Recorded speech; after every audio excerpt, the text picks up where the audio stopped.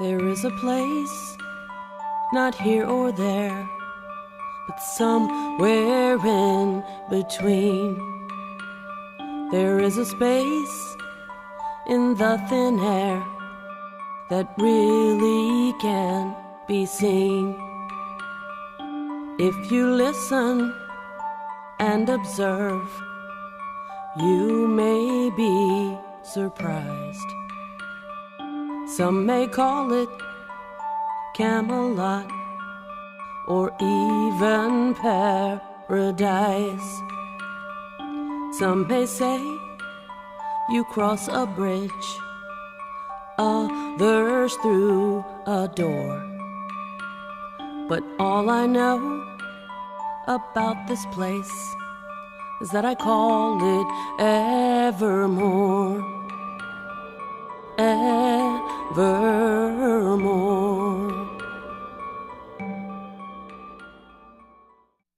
Good evening, sweet spirits. Welcome to the show.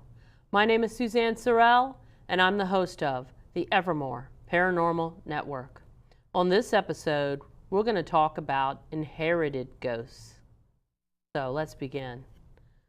So what do I mean by inherited ghosts? I don't even know if anybody's ever used that term, but basically, when my mom passed away in 2013, I inherited her house and her contents. But what I didn't expect is I also inherited some spirits that are attached to these items. And that's what I want to talk about today. Now, I have to say that some of these items, it may be my mom, but other items, I know that it's not my mom. So the first one that I want to talk about is Grandma's lamp. Grandma's lamp. This is my mom's mom. In 1998, my grandma passed away, and she had a lot of kids, and she didn't have a lot of stuff. She had a very small little apartment, like an efficiency, and had very little things. So my mom, everybody wanted to have something. My mom wanted Grandma's lamp. So as you can see from the picture, and I brought pictures of these items rather than transport them. I didn't want to break them. And I didn't also want to deal with activity while transporting them or having them on the show. So with Grandma's lamp, as you can see, this was, she passed away in 1998. This is a lamp from about the 80s. It was a touch lamp. And if you remember, and I don't know if they still make these or not, but touch lamps are, you plug them in, but you can turn them on and off by touching them. So my mom got this lamp. It was Grandma's lamp. And my mom started noticing that the lamp was coming on its own without being touched by her. So this went on for a while, and she wasn't bothered because she figured, well, it's Grandma, so, you know, I'm not going to worry about it. It's kind of, you know, comforting to know that your loved one is around. But she decided after a while it started creeping her out, especially when my mom started getting sick and nearing her own death. She unplugged the lamp. Now it shouldn't work at all, but it still worked. It still came on. So at this point, you know, my mom, the last year of her life, she didn't go upstairs at all. She was always downstairs, and this was upstairs in her bedroom. So whether it continued to go on and off after it was unplugged, she doesn't know. But it did happen a few times when it was unplugged. So now I own it, and I have not experienced that phenomena yet. It is in my basement in storage. So whether it comes on at night or any time, I don't know because I'm not down there. I really don't know I know that it hasn't happened since I've had it in my possession, and I really don't want to know. So then the next item that I have a picture of is my mom's wall clock. My mom, like I said, when she passed away in 2013, I inherited her townhouse and everything in it. Well, this clock was hung at the bottom of the stairs, and it used to go off like every hour, and it played the Winchester chime. It was a kind of an electronic chime. It it really was kind of a nauseating sound if you ask me. And so I really didn't like it. Well, my mom was passed away in 2013, and I started going over there to the townhouse after she passed away, and just sitting there in the living room and just crying and grieving. And one day, the clock went off when I was there by myself. The clock was not running. The clock was not, it had not run, and nothing had happened for years. But one day I'm sitting in there, about 2 years after she passed away, and the clock went off on its own. So this happened a couple different times when I was there by myself. So one day I went over to the clock, and I saw that it ran on batteries. So I took the batteries out so that it wouldn't scare me anymore, left the clock hanging, didn't set the clock, and so now, the next time I went, no batteries in the clock went off.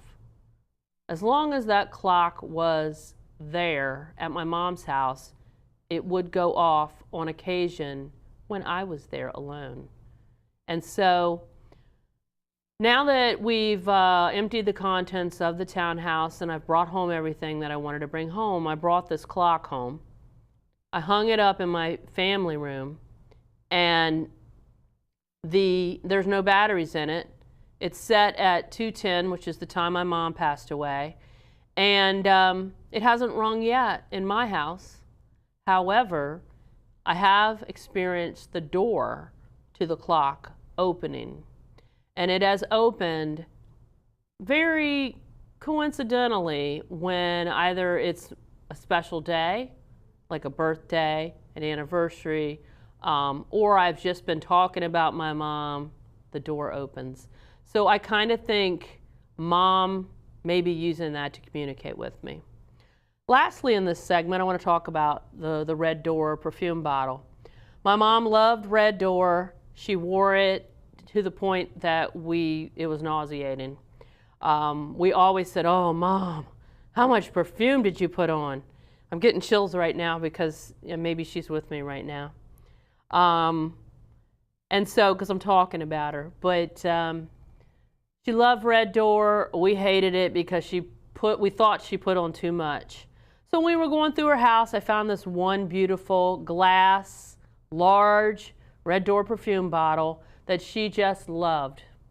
And so I decided to bring it home, and I put it next to her urn in our dining room because she loved Red Door. I thought this would make her happy. Her spirit would make her happy. So it's empty. One day I was out at a thrift shop and I ran across a cheap bottle of Red Door perfume, and I brought it home, and I said, "You know what? I'm going to just do like one spray a month in the room where my mom's urn is at, and to make her happy." And I did this. And I was trying to be good about it, and I'd spray it one little, not even a full spray because this is very strong. And I just do a half and it would smell the room up for a long time. And when the smell disappeared, that's when I should spray it again. Well, I wasn't good about keeping it up, and I started to notice that this bottle was moving on its own, that it would be turned, laying down in a different place than where I put it.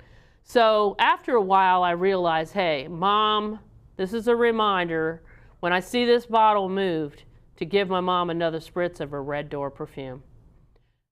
We're going to take a quick break. We'll be right back.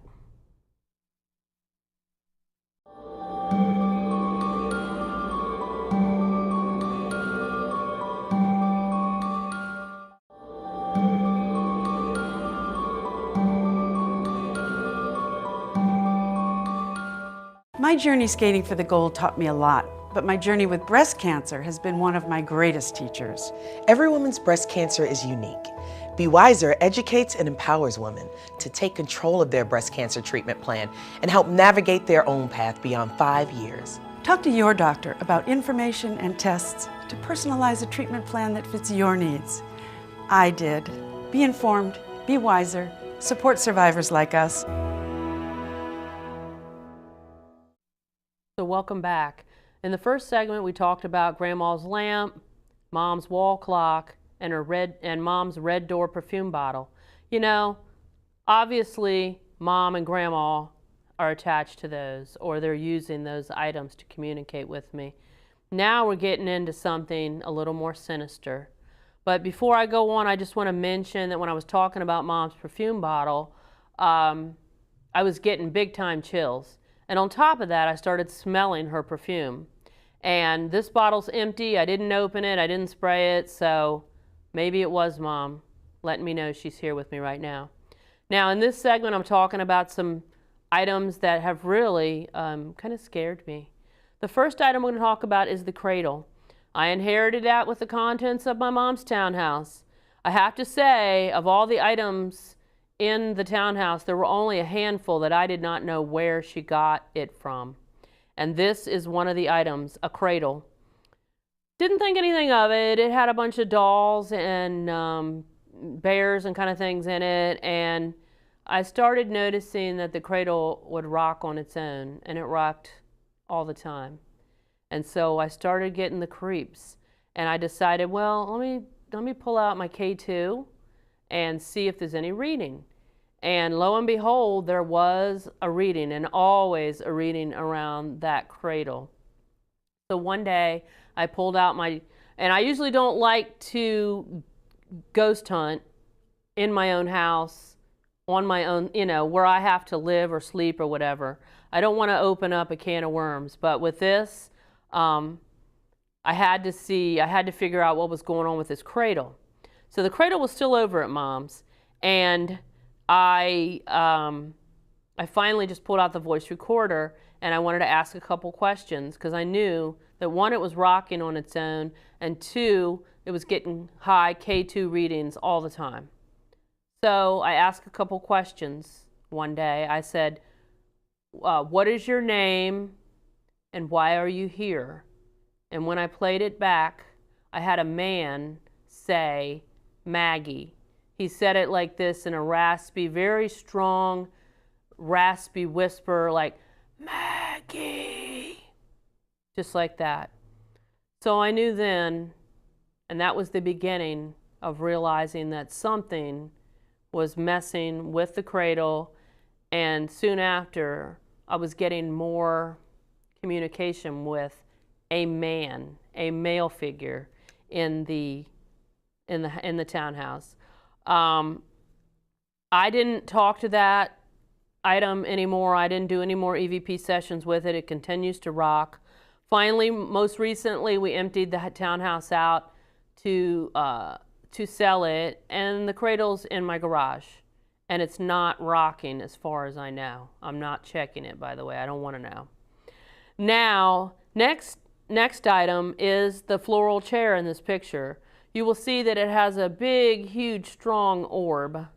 Now, I know people question orbs, and you know, I'm not getting into the orb story, though every time I have taken pictures of this floral, it's a floral chair with matching ottoman, also from my mom's, the contents of her townhouse.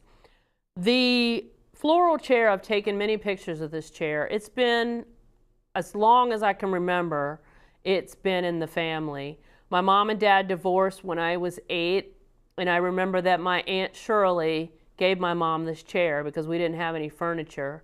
And it was a kind of a mustard and gray striped kind of a wool material on it. And my mom has changed it many times. And now it's a pink, it's a pink floral pattern on there.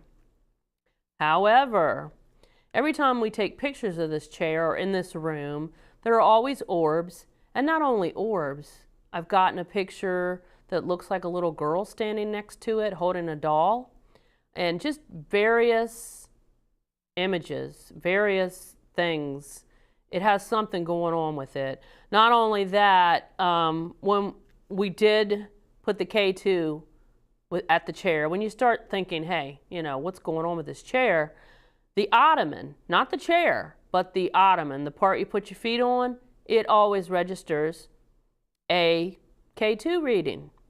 So, again, one day I said, I gotta figure out what's going on with this, pulled out the voice recorder. At the time, I was talking to my mom. I wasn't actually trying to get an EVP, but I was talking to my mom, and I thought maybe Mom would talk to me. And so I said, you know, Mom, and this is what's very scary. I said, Mom, you know, I miss you, I love you, all the stuff you'd say to your, you know, someone that's passed on.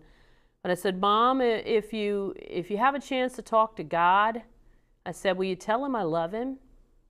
Now, I was recording this conversation to my mom, and I was hoping to get my mom to respond back. And I continued on, and so later I play the voice recording, and when I ask, I say, Mom, will you tell God I love him? And instead of getting a beautiful angelic yes or hearing from my mom, I hear a man, maybe the same man that's connected to the cradle, I'm not sure.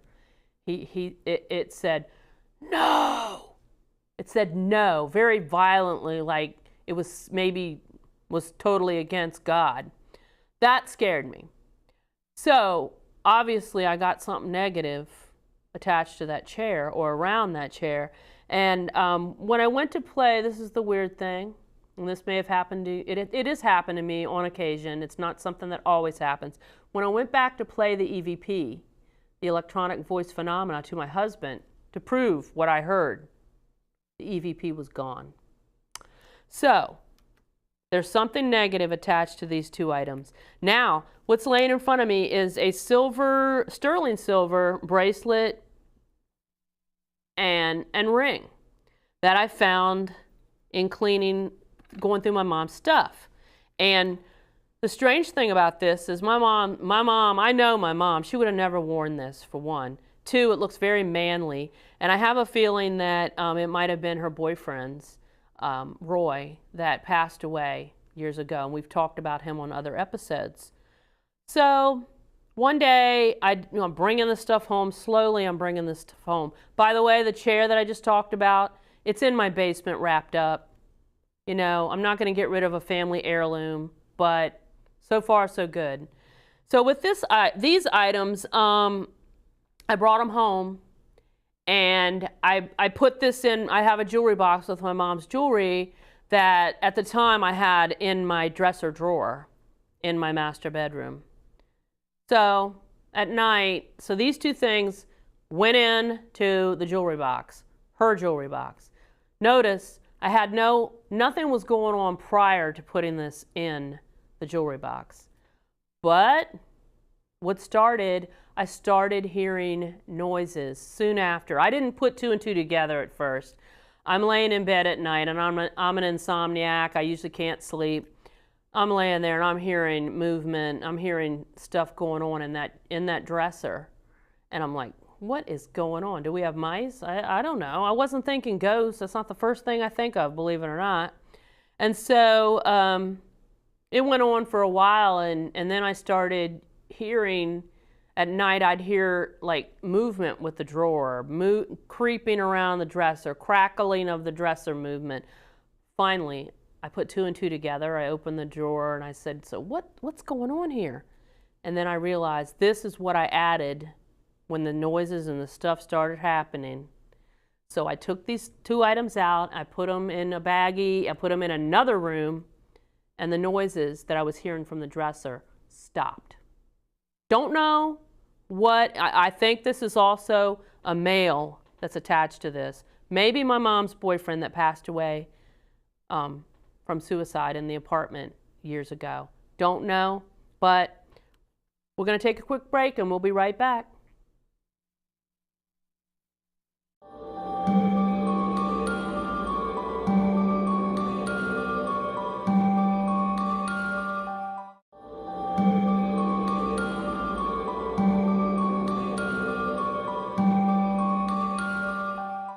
Losing weight's a lot harder than gaining it, but with every step, I lower my risk for type 2 diabetes and heart disease, and that makes every step very much worth the effort. Learn how you can help stop diabetes. Visit checkupamerica.org or call 1-800-DIABETES. So welcome back. We're talking about inherited ghosts. My mom passed away in 2013, and I inherited her townhouse and all the contents, but I also inherited some ghosts with it. Now, we've talked about a few things. What I'm getting ready to talk to you about is very, very scary and traumatizing to me. We're going to talk about this washstand. And some of you that are friends with me on Facebook and so on, you know about this washstand because I've talked about it before. My mom, like I said earlier, I knew everything my mom owned. I knew where she got it, how long she had it, where she got it from, etc. There were just a few things in the house that I did not know where she got it from. And this is one of them, this washstand. Now, we kept having some weird activity going on upstairs in the small bedroom, and never realizing that it had to do with this washstand. But one day, when we were getting close, we were getting ready for an estate sale. I wanted to get rid of a bunch of stuff, so I moved this the washstand downstairs where it was sitting in the dining room. And I was taking some pictures. This I was going to actually put up for sale on some online auction so local people could come and buy the stuff. But when I got home, I got something more than I bargained for. I looked at this picture, and when you zoom in, you will see, I could see it without zooming in, but the right picture is actually a zoom in of the man that's in the picture. I know it's not a really good picture, sorry about that. I do have better pictures, but if you can't see it on TV, what I'll tell you, he's in the washstand mirror. He's in the right side. Looks like he was standing behind one of the dining room chairs, and he was standing there. Long story short, without getting into all the details about where he was and all that, he's only about 3 or 4 feet tall, and he's got pointy ears. He's got a sinister look on his face, and he's bald with just fringe around the sides. I have no idea who this is. And so I put the picture up on Facebook, and a lot of my friends that are in the paranormal started coming back and saying, it's an elemental, it's an imp. And they're not really, some people were saying, oh, he's evil. Other people were saying, oh, they're just imps, and elementals are just, they're like pranksters. And so regardless, I don't like that he was in the dining room. That I'm not sure if he was in the dining room behind the chair or he's in the mirror. Anyway, we ended up not selling this item, and it is in my garage. I took the mirror apart from the washstand and I wrapped it up real carefully and put it away, and I have not had any activity in my home. So, but I don't know if he stayed at the location, or he's in the mirror, or he's in my garage now. I have no idea. So far, so good. I have to say that in the past few months, I was going through a very serious haunting in my own home for about 2 years, almost every day, and I documented it all, and it will be coming out in several books. But in the last few months, it's been totally quiet at my house. So I don't know what's going on. It's been a drastic change. So the last item I want to talk about is this book of poetry. It is a very old book. My mom gave it to me years and years ago. Let's see what year this, I think it's 1920 something. Yes, 1923, and it's called American Poetry. My mom gave me this book. I remember when she gave me this book. I was in college in the 80s working on my bachelor's degree. Had nothing to do with what I'm studying. I was studying justice and law enforcement and that kind of thing. But she found it and she thought I'd appreciate it because it was old. Well, and I like old stuff. I put this away in a drawer, and when my mom, that was back in the 80s, I ended up moving out, getting married, and never living in her townhouse, but just a few months. So when my mom passed away, I found this book where I left it in the 80s in the dresser drawer. So I pulled it out, And I took it home with me. Still never opening it, still never reading it. And I left it laying like in the living room at my house, just like that.